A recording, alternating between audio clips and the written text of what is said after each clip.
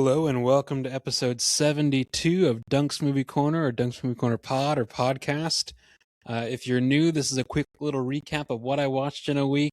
If that's TV, if that's limited series, if that's mostly movie. And if you are not new, you've noticed that the format may be slightly different this week. Yes, I'm trying to get used to a video component, but if you notice, I'm also not at home. There's that lady. If this is actually going to focus, nope, that's not going to focus. At the lady friend's house making pasta, and I figure I should probably record this before I forget to do so. Either way, this is a companion podcast to the Movie Bros, which is much more of a conversation where between myself and my brother Hayden, where we pick a movie, watch that movie, discuss, ramble, banter, argue, all those kinds of things. So if you're looking for something a little more meaty, I'd say check that out. Otherwise, this is, just a quick little recap. With that in mind, folks, I believe last we talked, I ended with Christmas Eve in Miller's Point, which means I started the week with Christmas Vacation. You might know it also as National Lampoon's Christmas Vacation, because they also did just Summer Vacation / Vacation, which is another Chevy Chase movie. So this is technically a sequel, although it's very much a standalone. You don't need to watch the other things to know this. I would say at this point, it's pretty much a classic. It is all the things that could go wrong. Okay, all right. Yeah, okay. Well, I know how to edit. It's all good. All the things that could go wrong with a Christmas holiday with extended family does go wrong, but it's really funny. There's still some wholesome moments. Hayden and I also just talked about this on an episode of The Movie Bros that was released last Sunday, so I'd say check that out. Yeah, very solid, fun movie. Very solid 4 out of 5 is probably what I'd call it.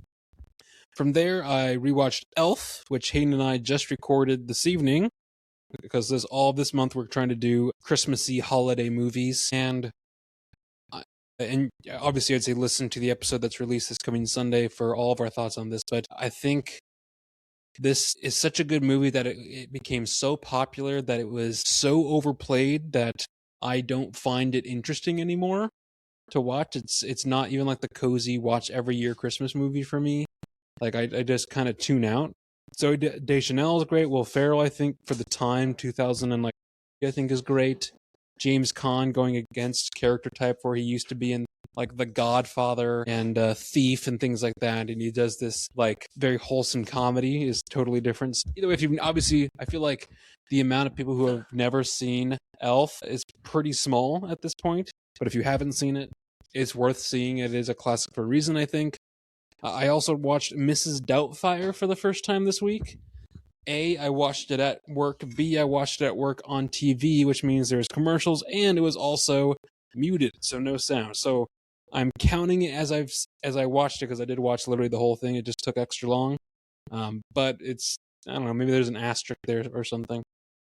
Either way, it is an absolutely insane movie concept to pitch to someone of Robin Williams constantly switching back and forth between a 85-year-old housemaid just to hang out with his kids when he's going through a divorce with his wife. But again, I talked about this with Hayden today, but I don't think I've seen a Robin Williams movie, either his comedies or his dramedies or just straight dramas, that he isn't nailing it. So even though, yes, the concept of this movie is pretty ridiculous, I still thoroughly enjoyed it, I would say, for what it is. That's the part that I think that's a caveat. I was like, a lot of things, even if the movie itself is not fantastic, I can still enjoy it and see that there are certain performances in the insanity that is still stand out. So Mrs. Doubtfire, I would give it like a 3.5 out of 5, because yes, the premise and the movie in general, pretty crazy, but dude, it's Robin Williams. From there, the missus and I went and saw Wake Up Dead Man, the third Knives Out mystery. So if you know anything about this, so the first one was a theatrical release, entirely its own thing, totally a lightning in the bottle of, circumventing your idea of what a murder mystery is. It was probably one of either my favorite movie that year and or like one of the last times where I'm like, okay, this is truly like a good movie going experience. This is why you go to the movies. The second one, this is afterwards. The first one was such a success that Netflix bought the rights, and I feel like that's pretty pressing and topical to where Netflix is buying everything right now. So you feel like they might go kind of shittier, or as the time goes by. I will say the second one was obviously you're never going to get the same effect as the first one. I think it was still a fairly good sequel. But the third one, the one that just came out, which is now on Netflix, so obviously check it out. It's the same kind of deal of Benoit Blanc, played by Daniel Craig, who is this detective solving an unsolvable case, a crime, with a ensemble cast of suspects and characters. What I liked about the first one, it was the suspects were all in the same family, so there's great interactions between them. The second one was all a friend group on an island, so it was really contained, and you saw a lot of different, this person connecting with this person connecting with this person. This one, it's just in the middle of a town. It is way more gothic, much more dark. It is hitting harder on, I think, on themes than just the actual murder itself. It really tries to tackle, I think, religion, which Jesus, are you gonna start a blender right now? Okay, I was like, are you out of your mind?